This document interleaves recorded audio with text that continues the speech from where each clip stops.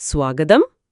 നമ്മൾ ഇന്ന് സംസാരിക്കുന്നത് 2025-26 കാലയളവിൽ ഇന്ത്യയിൽ വരാൻ പോകുന്ന പുതിയ വണ്ടികളെക്കുറിച്ചാണ്. കുറേ ലേഖനങ്ങളും പോസ്റ്റുകളുമൊക്കെ കണ്ടു അല്ലേ? അപ്പോൾ അതിൽ നിന്നുള്ള കാര്യങ്ങളാണ് നമ്മൾ നോക്കുന്നത്.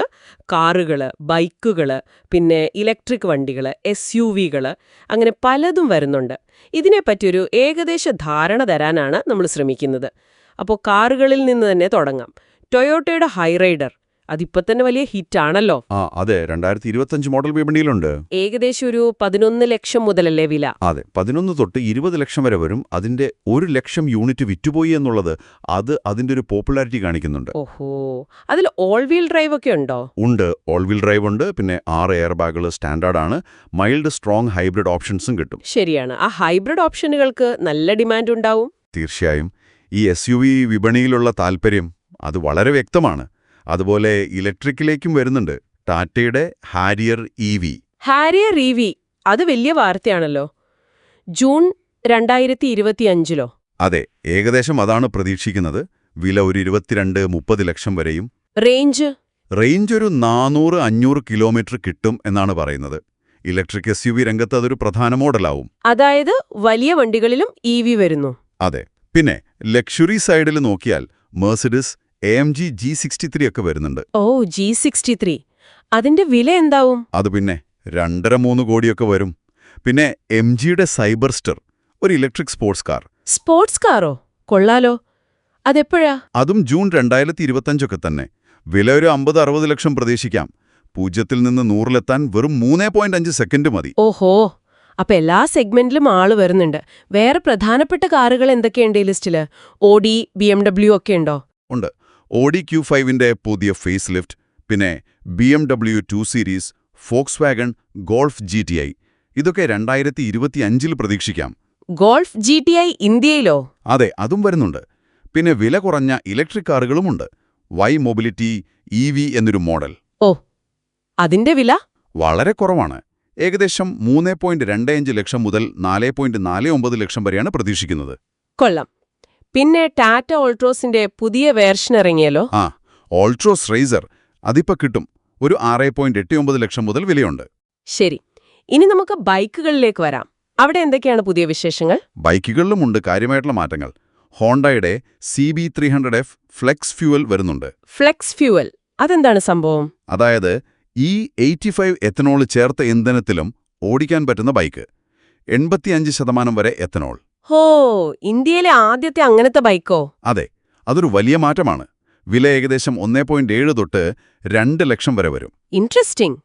പിന്നെ റോയൽ എൻഫീൽഡിന്റെ ക്ലാസിക് 350 ബോബർ സ്റ്റൈലിൽ വരുന്നുണ്ട്. നല്ല റെട്രോ ഡിസൈൻ ആയിരിക്കും. വില ഒരു 2-2.5 ലക്ഷം. പിന്നെ KTM 390 അഡ്വഞ്ചർ, കുറച്ചുകൂടി ഓഫ് റോഡ് കപ്പാസിറ്റി ഉള്ളത്. വില ഒരു 3-3.5 ലക്ഷം. യമഹ RXZന്റെ തിരിച്ചുവരവും ചിലരൊക്കെ പ്രതീക്ഷിക്കുന്നുണ്ട്. RXZ അത് പഴയ ലെജൻഡ് അല്ലേ? 1.5-2 ലക്ഷം റേഞ്ചിൽ വരൂ? അതെ, ഏകദേശം ആ റേഞ്ചിൽ വരുമെന്നാണ് പ്രതീക്ഷ. ഓക്കെ, ഇനി ഇലക്ട്രിക് വാഹനങ്ങൾ കുറച്ചുകൂടി നോക്കിയാലോ? ഓട്ടോറിക്ഷ പോലെയുള്ളതും ഉണ്ടോ? ഉണ്ട്.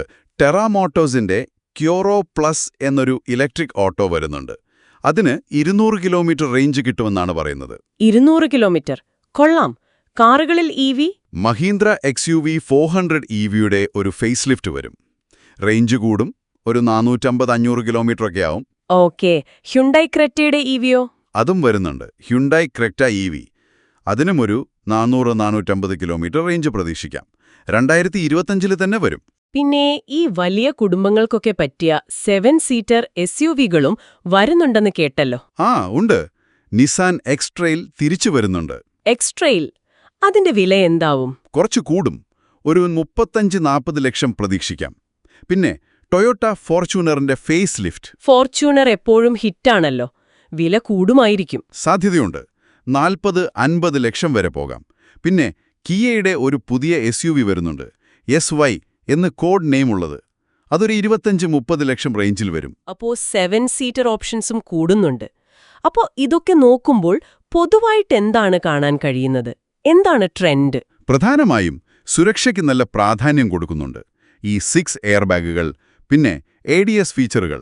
ADS എന്ന് പറഞ്ഞാൽ advanced driver assistance systems, automatic braking, lane assist പോലുള്ള കാര്യങ്ങൾ അത് സാധാരണ കാറുകളിലേക്കും വരുന്നു. ശരിയാണ്. പിന്നെ സാങ്കേതികവിദ്യ, വലിയ ടച്ച് സ്ക്രീനുകൾ, കണക്റ്റഡ് ഫീച്ചറുകൾ ഇതൊക്കെ സാധാരണമാവുന്നു.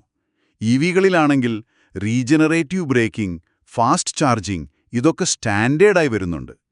ചുരുക്കത്തിൽ പറഞ്ഞാൽ ഇന്ത്യൻ വാഹന വിപണി 2025-26 ആവുമ്പോഴേക്കും എന്താ പറയാ, കൂടുതൽ വൈവിധ്യമുള്ളതാവും. ഒരുപാട് ഓപ്ഷൻസ് വരും. എല്ലാ വില നിലവാരത്തിലും അല്ലേ? അതെ, ബഡ്ജറ്റ് മോഡലുകൾ തൊട്ട് ലക്ഷറി വരെ, പെട്രോൾ, ഡീസൽ, പിന്നെ ഇലക്ട്രിക്, ഹൈബ്രിഡ്, ഫ്ലെക്സ്യൂവൽ വരെ, ഹാച്ച്ബാക്ക് മുതൽ വലിയ SUVകൾ വരെ. SUVകളും EVകളുമാണ് മുന്നിലെന്ന് പറയാം. തീർച്ചയായും SUV ട്രെൻഡും EV ട്രെൻഡും വളരെ ശക്തമാണ്.